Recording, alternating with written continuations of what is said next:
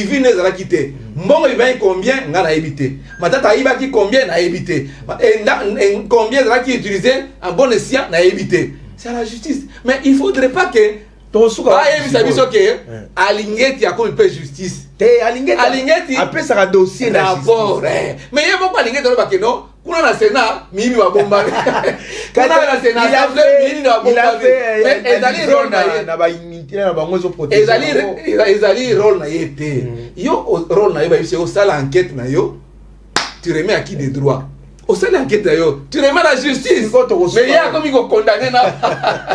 C'est quoi ton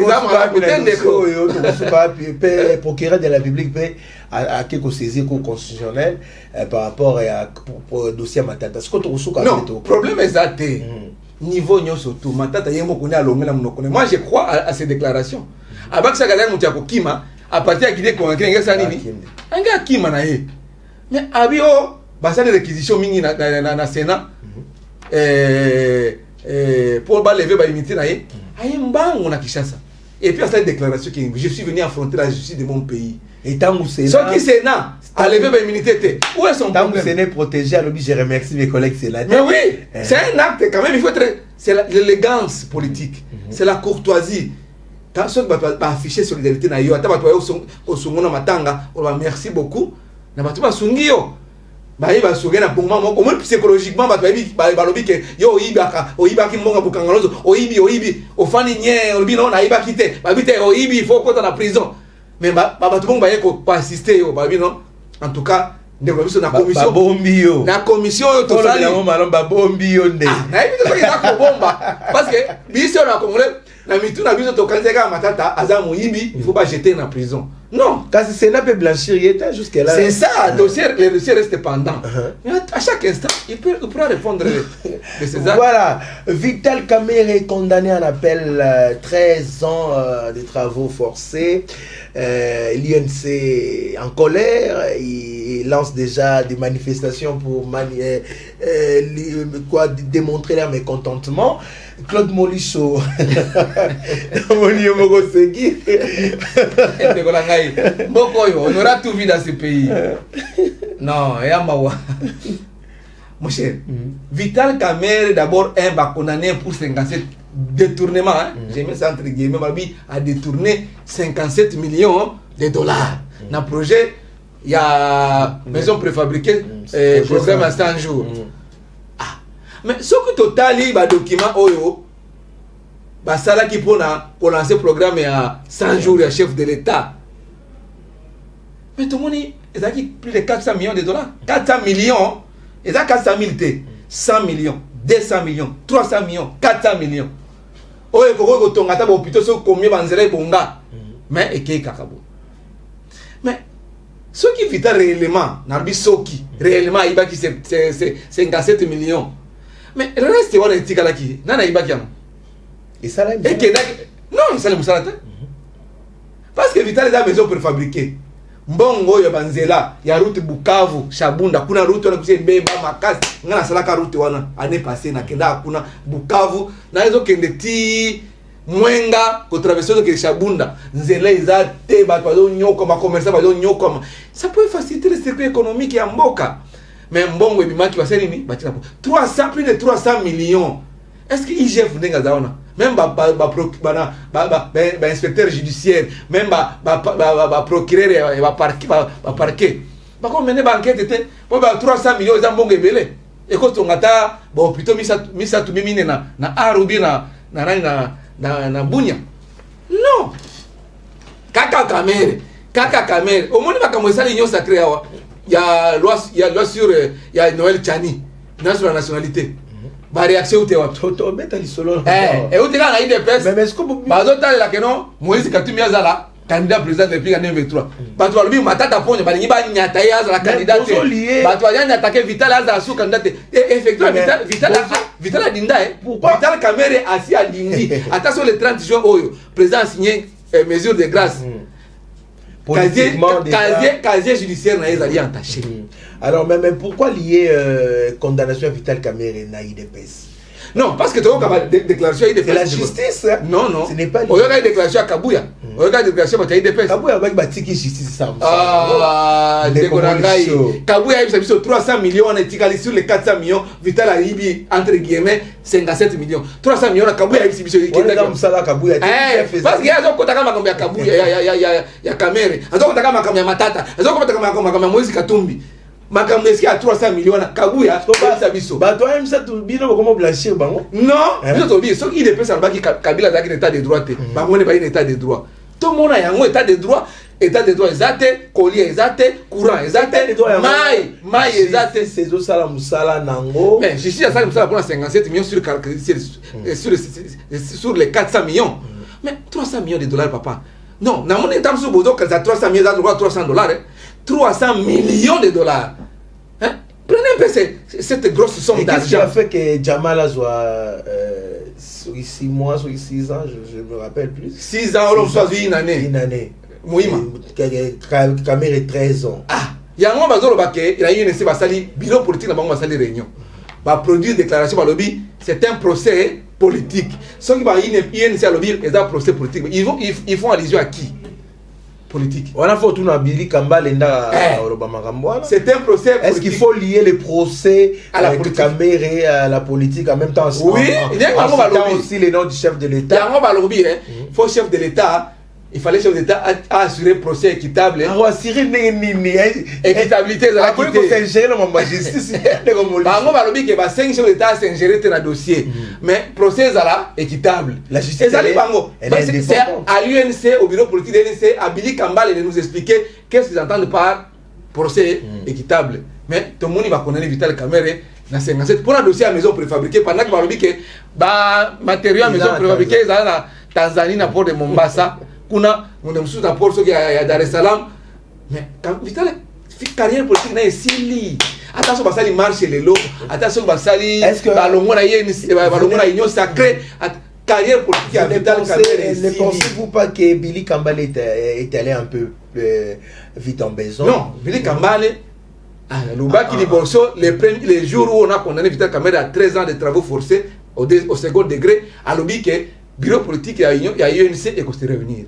Effectivement, le lendemain, bureau politique a UNC et ça les réunions. Ils ont demandé de suspendre la participation à la réunion sacrée. Il faut la réunion sacrée. Mais tout le monde quand il y a UNC pour Vital Kamerhe, division côté. Voilà. Est-ce que Billy Kambale a Zangaki Boignaté non?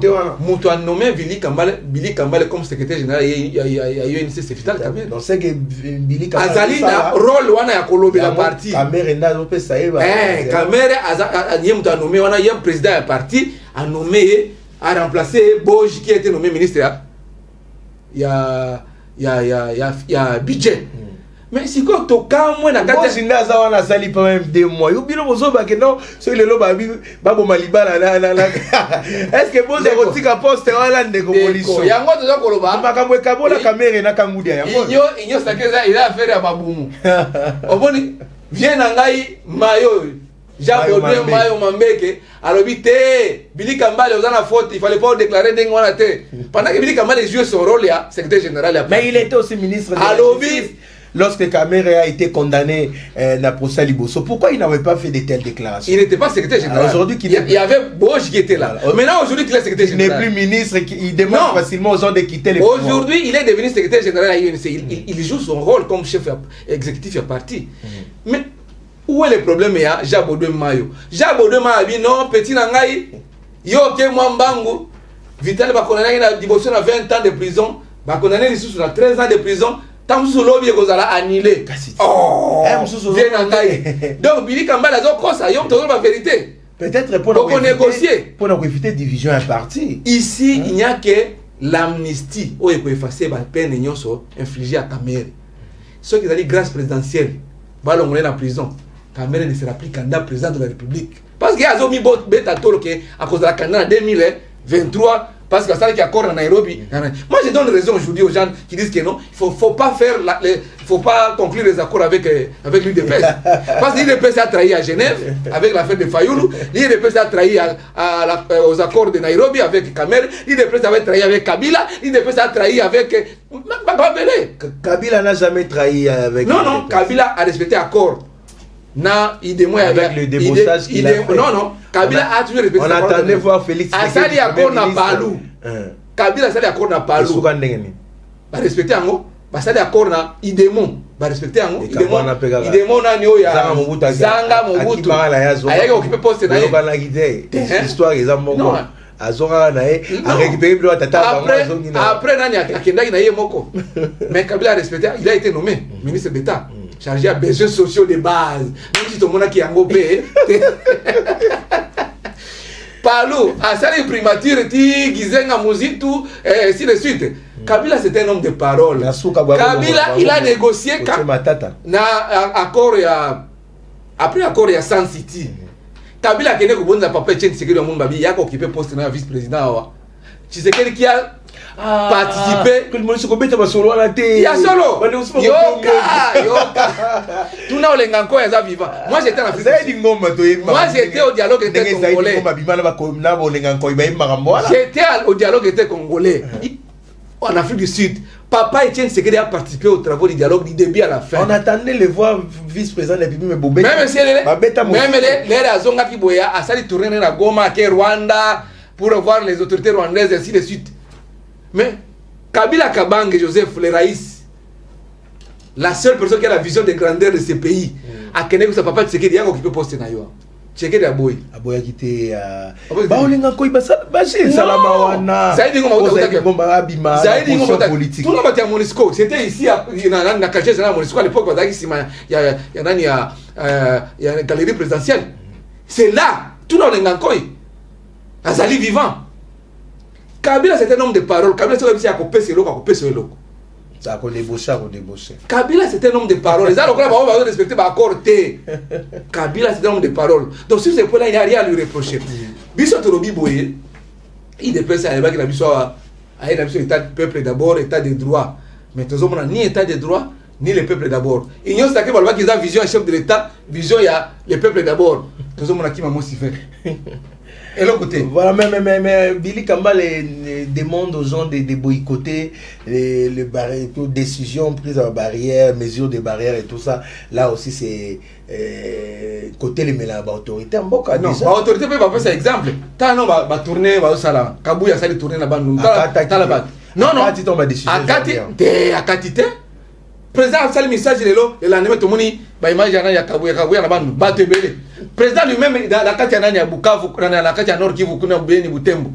Batte belé. Est-ce que batte on sur la masque, va respecter distanciation sociale ou physique. Tout le monde est gamoté. Il faut qu'on se pas cet exemple. Meeting est rien annulé, peut-être justement pour la. Non, arriver na ya Beni Butembo. Beni, arriver na Beni, arriver à Beni, au moins qui battu. Mais imagine qui. Non, il faut bah on peut exemple, il y a qu'on respecter les mesures barrières, bah tout ça on respecter. Ce qui bah on va respecter à côté. Puis quand on a bateau sous bah ça n'atteint la moyenne. Il y a un moment où tout le monde va s'engager la cité que non. Au moins il m'a une courant. Bah cause bah na main courant 24/24 bah faut à péter. Mais bah on va dans la main il na courant na cité. Ne résident à ko ça assemblée à ko kata OK donc pour que ça la montée. C'est l'inversion des valeurs. Voilà ngani mo si angolo. Voilà, Congolité, Congo Mobimba, Congolais de pères et de mères, proposition à loi et à Noël Tchani, Mingongo et Lobi Ebele, Batouba Telemi, Batouba Tomboki, Claude Molisso, analyste politique monnaie et Amboka Nabiso. Les candidatures par rapport à la loi et Noël Tchani. Noël Tchani d'abord lui-même n'est pas congolais. Oh, c'est quand même Dédé à ni député ni sénateur. A proposer à mon institution, ni dans le Sénat ou bien l'Assemblée. Non, mon cher ami. Yo mon gouvernement a congolais pété. Alors bien oh, tu as protéger ma fonction minée, oh protéger mon in. Vous-même vous n'êtes pas congolais. Vous êtes américain. Ban non pas américain. Au Kenya, mingi ba Kenya na poto kuna. Mingi ba cause baza ba belge, ba belge. Mais il est congolais de père et de mère. Bango sous baza français, baza nationalité libanda. Mais bah, il y a au Congo. Nous avons toujours savon les coco et le moins 300 francs. Et comme on a 500 000 francs, savon les coco beaucoup. Nous avons continué à changer la nationalité. Na Congo, ta souffrance c'est de qui dengue na politique la Congolais. Parce que bango ba kena na poto ni na comme na réfugié, aza biloko kolia. et puis on a cause moi eloko ya sauver que na tour Eiffel la kangi photo atina ngona Kinshasa bino na sita bonga la vie pour ça biloko ya ba réfugié non c'est la malhonnêteté hein. Est-ce que quelque part Noël Tchani a la raison de Komoliso? Mais toi botami na congolais na papa congolais maman congolais te à cause de maman za congolais papa za mopaya mais azo vivre na Congo akoko briguer na ba poste mususu mais poste ezali kola ba poste nyoso to moni ata na États-Unis soko botama na États-Unis to comme président de la République te mais pour la nité ko verrouiller eloko wana à l'époque de Mobutu ezalaka tant toke Sun City lokola bato ba source mbiringi mbiri bazaki bele bo fungoli sikwa bozo telemi na Noël Tchani ndeko na ngai omoni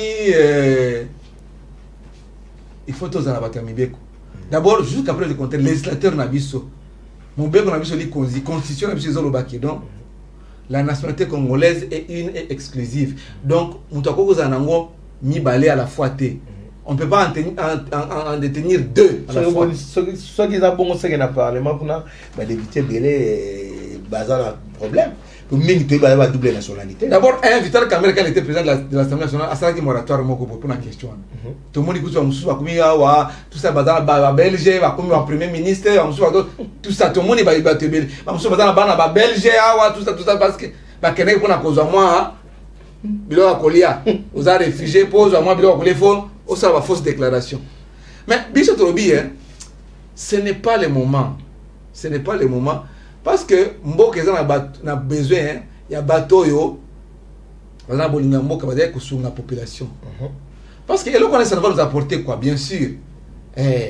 Si on dit que c'est seulement la fonction du président ou de l'Assemblée, le président de l'Assemblée nationale, le président du Sénat ou le premier ministre, mais tout le monde est censé respecter la loi.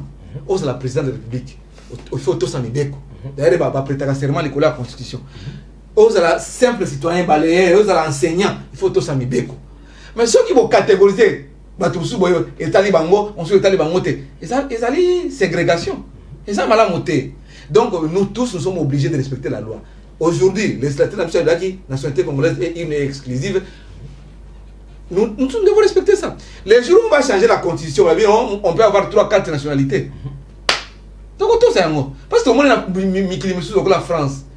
Sarkozy, qui était ministre du budget et porte-parole du gouvernement français à l'époque de Pasqua, il est d'origine hongroise. Et récemment, il a posé sa candidature comme chef de l'État. Français va voter. Il a été élu président de la République française. A géré même français pendant 5 ans, 10 ans. Alors, c'est des distractions. Les lots prioritaires comme les alliés, Maïezala. Imaginez, est-ce que le président de la République a vu que Maïezala a Kinshasa, Maïa Komela? Il y a des gens qui ont été. Président de la République tel qu'il est là, il a dit que courant est à Kinshasa. Président de la République a dit que Biloko est Matitalo. Ministère de l'économie a dit que président de la République a dit que la corruption est un sacré. Il faut Biloko. Besoin de Biloko. Il faut Biloko chanité. Non. Nous avons besoin de manger, d'étudier, d'aller à l'école, d'aller à l'université, que le pays fonctionne, bien. C'est ça la priorité aujourd'hui. Voilà. Alors 2023, les arbres c'est comment vous vous préparez? L'obisson est le roi membre il y a PPRD ni AFC. Mais on a quand même un liste politique. Mais proche de Joseph Kabila. Ndeko puis j'ai rabé à automatique na lingala ba izarani. Non. Omoni bato balinga kusala bilanga te. Omoni moko yo nzamba pesa biso moko munene 2 345 000 km². Tamba terre arable belé. Mais ceux qui maman moko azui likanisi ya kosala bilanga partout ezaka na kinga katite ou bien na plateau batekete partout na ba Congo bilanga ezali na Katanga bilezali na Kivu na côté à Goma kuna bilanga ezali élevage pe ezali. Mais on soutenir l'initiative on a té. Ya benga tomatier ye puis Gérard parce que ngai na kenaki kotala ba production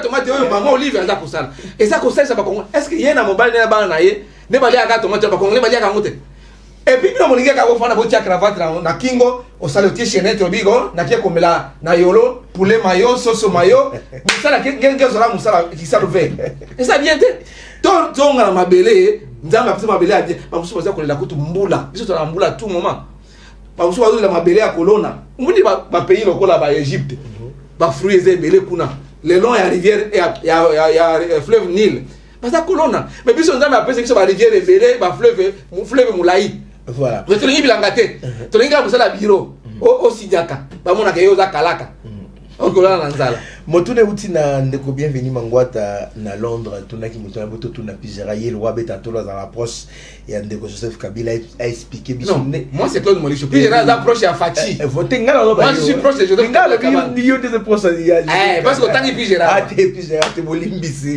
ndeko Claude Molicho yo lobi pizera za approche ya Fachi d'ailleurs azana cabinet kuta ministre moko boya union sacrée tout ça bango ne baza Goliath moko comme ya bango voilà alors na ba dou Jésus belé dou ba Pascal Onde baza ba cabinet politique ya ba union sacrée moko comme ya bango voilà motune ezali boye ndenge nini ndeko Joseph Kabila yaza individu bien kazaki président de la République kaza citoyen mutu moko asali parc oyo atamboka ezana ngote na parc na biso alio azala souté ou sazala souté banyamanya so malam basila mekene kingakati eleki ba parc nyoso oyo la Congo ya l'état comment vous pouvez analyser ce genre de choses ndeko na ngai bato balobi wa Kabila azui Lyon na zo ya Kinshasa amebia na kingakati boko ni Kabila zizo nous devons construire ce pays dans la vérité lukuta eleki trop na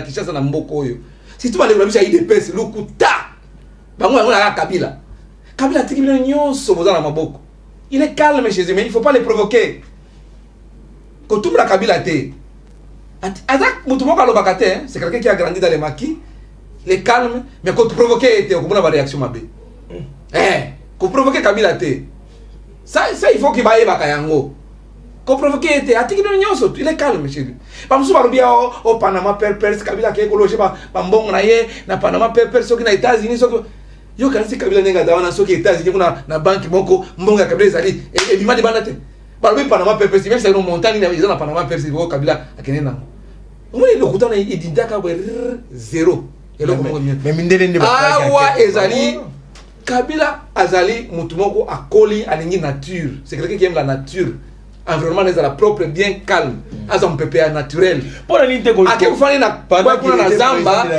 aménager ngo pour les mal zora zo te ko moderniser ngo pesa la yeza quand même makasi de konangai il y a oui ba zone dans la comité de gestion il y a un DG là na zone mais le comité de gestion il m'a dit le président de la République prime il peut donner des instructions na lobby sauf qui aux ali DG à entreprise ça non ni autant la fonctionnement entreprise qui diboso ba agent bazala malamu so ko ça na hôtel ou bien budget na bino boké ko défendre monter le premier Kabila mwanda mwazuye le président de la République a aménagé place ya kozala président éternellement té a fait ko respecter constitution za lokola ba président africain oyo baza ko ngwanza makana pouvoir ye afandi na kingakati kimia aza sénateur à vie afandi pour ne pas aménager place azali où est le mal na mwa mkia azali yo lingia kaka kifana na Gombe kaka place ba immeuble azali ata la fleuve voisin muzuri rien mais là tout là comme tout là mon corps est important awa au lobby de Kabila est interdité de Kabila ko pe ko zonga la 2023 un texte beaucoup exact